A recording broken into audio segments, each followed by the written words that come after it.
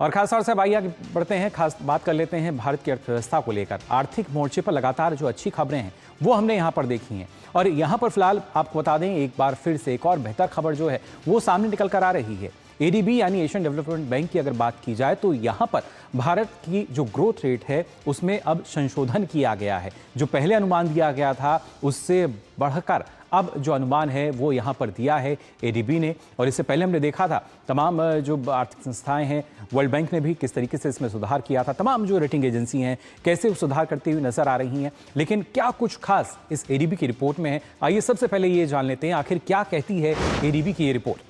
आपको बता दें इस रिपोर्ट में जिक्र किया गया है कि कैसे एशिया विकास बैंक ने जो अपने अनुमान है उसमें ना सिर्फ संशोधन किया है बल्कि इस संशोधन के बाद अगर हम देखें जो स्थिति है कैसे वो बदलती हुई नजर आती है। अगर वित्त वर्ष 2026-27 की हम बात करें तो जीडीपी का जो अनुमान है उसको बढ़ाकर यहाँ पर 6.9% अब कर दिया गया है, जबकि पहले दिसंबर में जो एक रिपोर्ट आई थी उसमें ये जो अनुमान था करीब 6.5% था, लेकिन अब इसको बढ़ा दिया गया है। और यही नहीं, अगर हम बात करते हैं वित्त वर्ष 2027-28 की तो वहां भी आपको बता दें जो भारत की वृद्धि दर है वो करीब 7.3% रहने का जो अनुमान है ये जताया है एशियन डेवलपमेंट बैंक ने। और साथ ये इस बात का जिक्र किया है कि वैश्विक माहौल जिस तरीके से बने हुए हैं, परिस्थितियां बनी हुई हैं, उथल पुथल के बावजूद ये बेहतर प्रदर्शन जो है लगातार भारतीय अर्थव्यवस्था कर रही है। और साथ ही यहाँ पर जिक्र हुआ है चीन का, कैसे उसकी अर्थव्यवस्था को भी भारत लगातार पीछे छोड़ रहा है। पीछे किस तरीके से छोड़ा है ये आपको बता दें। दरअसल चीन की जो आर्थिक वृद्धि दर बताई गई है इस साल के लिए वो करीब 4.6% है और भारत की 6.9।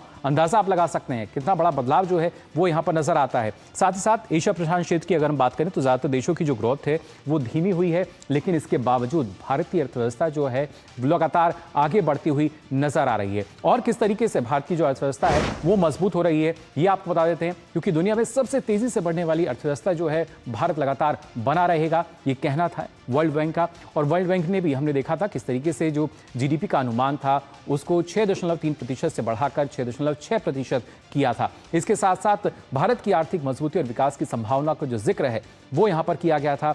लेकिन अब आप देख सकते हैं कैसे लगातार जो भरोसा है वो भारत पर कायम होता नजर आ रहा है। तमाम जो वैश्विक संस्थाएं हैं उनका भी भारत की आर्थिक मजबूती और विकास की न सिर्फ संभावना का जिक्र हुआ बल्कि ये कहा गया कि भारत के पास पर्याप्त विदेशी मुद्रा भंडार है, मुद्रास्फीति की जो दर है वो भी कम है। हमने देखा था एमपीसी की रिपोर्ट में जिसका जिक्र किया गया था। वहीं आरबीआई ने भी हमने देखा जो वृद्धि दर है 6.9% रहने का अनुमान जताया था। यानी किस तरीके से भारत की जो वृद्धि दर है जब हम वैश्विक मोर्चे की भी बात करते हैं तो उसके मुकाबले भी करीब करीब दुगनी नजर आती है। फिलहाल हमारे संवाददाता अजय मिश्र हमारे साथ जुड़ चुके हैं। अजय, जिस तरीके से हमने पहले देखा वर्ल्ड बैंक, उसके बाद एडीबी ने भी अब जो अनुमान जताया संशोधन उसमें किया है, कहीं ना कहीं ये बताता हुआ कि भरोसा जो है वो भारतीय अर्थव्यवस्था पर कायम है दुनिया का। बिल्कुल सही बात है। और जो इसमें 3 वजहें बताई हैं एडीबी ने मुकुल, उसमें पहली वजह है जो भारत ने ट्रेड एग्रीमेंट्स किए हैं, और सारे के सारे जो ट्रेड एग्रीमेंट्स किए हैं वो विकसित देशों के साथ किए हैं। सबसे बड़ा ट्रेड ब्लॉक आप जानते हैं यूरोपियन यूनियन है। यूरोपियन यूनियन के साथ हमारा फ्री ट्रेड एग्रीमेंट हुआ। बहुत सारे यूरोपीय देशों, बहुत सारे जो ऑस्ट्रेलिया और जो यूएई जैसे बड़ी जो डेवलप्ड इकॉनमीज हैं उनके साथ हुआ। यूएस सबसे बड़ी बात है, वहाँ भी टैरिफ को कम करने की घोषणा की गई है।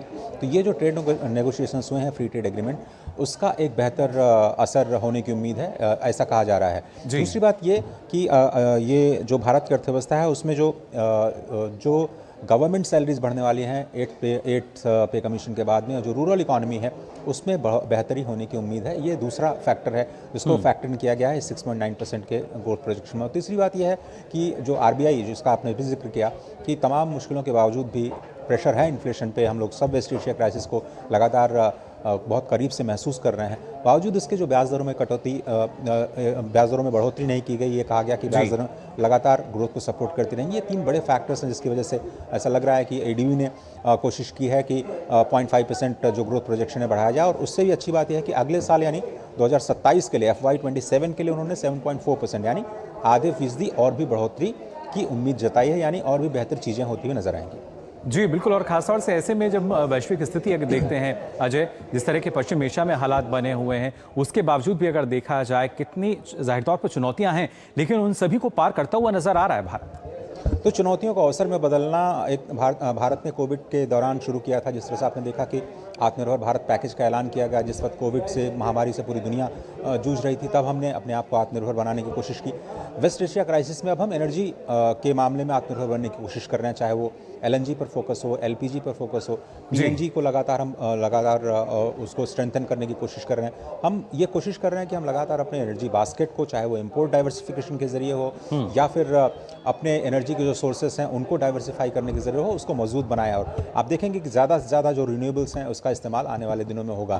तो इस वेस्ट एशिया क्राइसिस को भी अपने देश में सप्लाई साइड की जो कॉन्स्टेंट्स हैं उनको हटाने के लिए, सप्लाई को बरकरार रखने के लिए जो भी उपाय किए जाने हैं उनको दुरुस्त करने के लिए, और अपने यहाँ जो इंफ्रास्ट्रक्चर है, ऑयल या गैस पाइपलाइंस की जो व्यवस्था करनी है आम लोगों के लिए, उस पर भारत ने बाकी देशों की तुलना में काफ़ी बेहतर काम किया। और इसीलिए आपने देखा कि बाकी जगहों पर पेट्रोल और डीजल की कीमतें बढ़ गई, जिसका असर इन्फ्लेशन पे होगा, लेकिन भारत में अभी उसका असर कम से कम इन्फ्लेशन बिल्कुल, यानी वही उसी वजह से मजबूत प्रदर्शन जो है भारतीय अर्थव्यवस्था का देखने को मिल रहा है, और सबसे तेज गति से, सबसे तेजी से बढ़ती हुई अर्थव्यवस्था लगातार भारत जो है बना हुआ नजर आता। फिलहाल बहुत बहुत शुक्रिया अजय मिश्र आपका हमारे साथ जुड़ने के लिए।